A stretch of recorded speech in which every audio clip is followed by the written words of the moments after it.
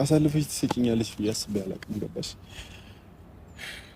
እኔ ስሜት ለምን ተሰማሽ አይደለም ፈቲ፣ ሊሰማሽ ይችላል በቃ ግን በዚህ ልክ አይደለም። እንዲህ አይደለም የሚደረገው። ፍቅር ማለት ይሄ አይደለም። እኔ ፍቅር በጣም ነው ያዘንኩሽ። በጣም ነው የምታሳዝኑት። የእውነት ማለት ለኔ እንደዚህ አይነት አመለካከት ይኖራችኋል ብዬ አስቤም አላውቅም። የኔ ስሜት ያልነበረም ገባሽ? ብዙ ዝምታዬ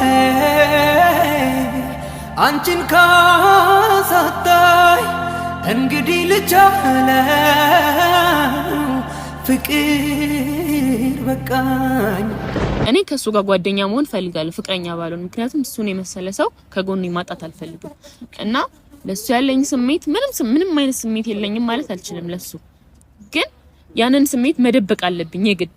እኔና እሱ ግንኙነት ማይሆን ከሆነ መለያየት ሞት ነው በሚለው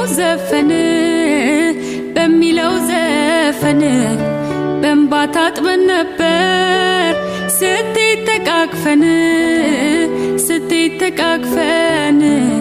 ሰላም ውድና የተከበራችሁ ቤተሰቦቼ እንዴት ናችሁ? ደህና ናችሁ ወይ? እኔ በጣም ደህና ነኝ፣ እግዚአብሔር ይመስገን። ባላችሁበት ሰላማችሁ ይብዛ። ዛሬ እንግዲህ ያው ትንሽ ብጣፋም ዛሬ መጥቻለሁ።